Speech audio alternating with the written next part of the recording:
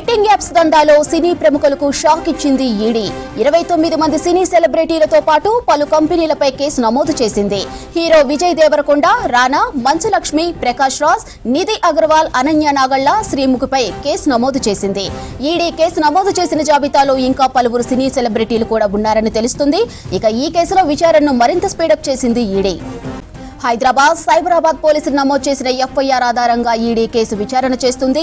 సినీ సెలబ్రిటీలు, YouTubers, ఇన్ఫ్లుయెన్సర్లపై PMLA కింద ED విచారణ చేయనుంది.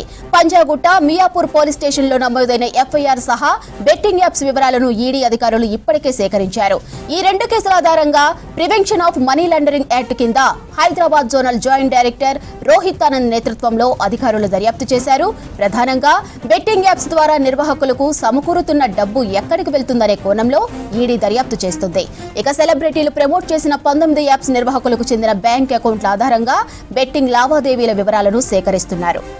రైట్గా బెట్టింగ్ యాప్ ఇష్యూ సెలబ్రిటీలపై కేసులకు సంబంధించి మరిన్ని డీటెయిల్స్ రాంప్రసాద్ అందిస్తారు. రాంప్రసాద్, బెట్టింగ్ యాప్లో ఈడీ కేసులు విచారణ అప్డేట్స్ ఏంటి?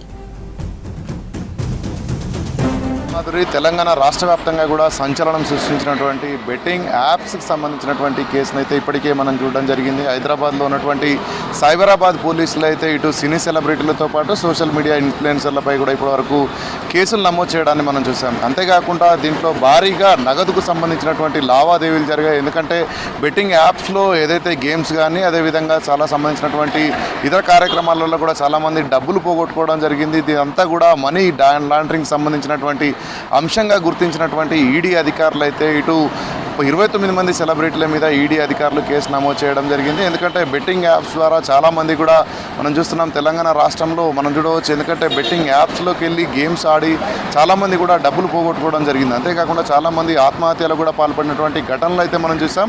దీనికి సంబంధించి అయితే ఇటు తెలుగు రాష్ట్రాలలో ఉన్నటువంటి సెలబ్రిటీలపైన కూడా ఈడీ అధికారులు కేసు నమోదు చేయడం జరిగింది. ప్రధానంగా మనం చూస్తే ఇటు విజయ్ దేవరకొండతో పాటు ప్రకాష్ రాజ్, నిధి అగర్వాల్, మంచులక్ష్మి, రానా తదితర సంబంధించినటువంటి సినీ తారలతో పాటు యాంకర్ శ్రీముఖి తదితరులపై కూడా కేసు నమోదు చేయడం జరిగింది. మొత్తంగా 29 మందిపై అయితే ఈడీ అధికారులు కేసు నమోదు చేసి దర్యాప్తును అయితే ముమ్మరం చేసినటువంటి పరిస్థితులు మనం తెలుసుకోవచ్చు. ఎందుకంటే ఇప్పటికే సైబరాబాద్ పోలీసులు ఏదైతే ఎఫ్ఐఆర్ నమోదు చేశారో ఎఫ్ఐఆర్ ఆధారంగా ఇటు ఈడీ అధికారులు అయితే ఇటు prevention of money laundering case కింద అయితే కేసు నమోదు చేసి 29 మందిపై కూడా నేమ్స్ చేర్చడంతో పాటు వీరు ఏదైతే ప్రమోషన్ చేసినటువంటి బెట్టింగ్ కంపెనీస్ ఏవైనా కంపెనీస్ పైన కూడా కేసులు నమోదు చేసినట్లయితే మనకు తెలుస్తుంది. ఇటు ఈడీ అధికారులు అయితే దీంట్లో కొంత దూకుడు పెంచినట్టు తెలుస్తుంది. ఎందుకంటే మనం చూస్తున్నాం బెట్టింగ్ యాప్స్ ద్వారా మనం చూస్తున్నాం 10,000 నుంచి లక్షలు కోట్ల రూపాయల వరకు కూడా స్కామ్ జరిగింది. ఎందుకంటే ఇటు ఆట ఆడేందుకైతే చాలామంది కూడా డబ్బులు ఇన్వెస్ట్మెంట్ చేయడం జరిగింది. కానీ ఆ యొక్క యాప్లు ఏవైతే రూపొందించారో బెట్టింగ్ యాప్స్ ప్రధానంగా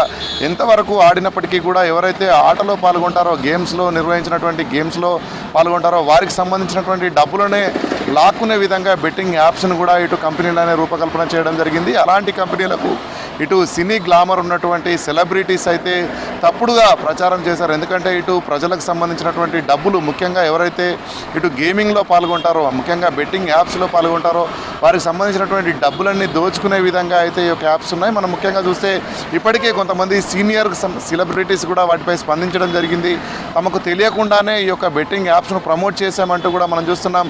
గత 7 ఏళ్ల కిందట ప్రకాష్ రాజ్ అయితే ఒక బెట్టింగ్ యాప్కి సంబంధించినటువంటి ప్రమోషన్ చేసిన క్రమంలో తనని ఈ సైబరాబాద్ పోలీసులు కూడా బెట్టింగ్ యాప్స్కి సంబంధించినటువంటి ప్రమోషన్లలో సినీ తారలుగా అయితే ప్రకాష్ రాజ్ పేరును కూడా చేర్చడం జరిగింది. ఇదే కేసును కనుక గమనిస్తే ఈడీ అధికారులు కూడా ప్రకాష్ రాజ్ను కూడా ఈ యొక్క కేసులో అయితే తన పేరును చేర్చడం జరిగింది. అంతేకాకుండా మనం చూస్తున్నాం ఇప్పటికే బెట్టింగ్ యాప్స్కి సంబంధించి సినీ తారలతో పాటు సోషల్ మీడియా ఇన్ఫ్లుయెన్సర్లు కూడా చాలామంది పాల్గొని చాలా కంపెనీలకు సంబంధించినటువంటి అడ్వర్టైజ్మెంట్స్ను కూడా ప్రచారం చేయడం జరిగింది. ఇటు సినీ తారలు చేసినటువంటి ఒక ప్రచారంలో భాగంగా అయితే చాలామంది అమాయకులు ఈ యొక్క బెట్టింగ్ యాప్స్లో పాల్గొనడంతో పాటు కొంత డబ్బు సంపాదించుకోవచ్చు. గేమ్స్లో ఇన్వాల్వ్ అయితే చాలా వరకు లక్షలాది కోట్లాది రూపాయలుగా ఇటు నగదుకు సంబంధించినటువంటి లావాదేవీలు ఏదైతే యాప్కి సంబంధించినటువంటి బ్యాంకు లావాదేవీలు కానీ అదేవిధంగా కస్టమర్కి సంబంధించినటువంటి లావాదేవీలు అధిక మొత్తంలో జరిగాయి. మొత్తం కూడా ఆర్థిక అంశాలతో కూడినటువంటి కేసు కావడంతో అయితే ఈడీ అధికారులు prevention of money land act కింద అయితే దాన్ని కేసు నమోదు చేయడం జరిగింది. కేసు ఆధారంగా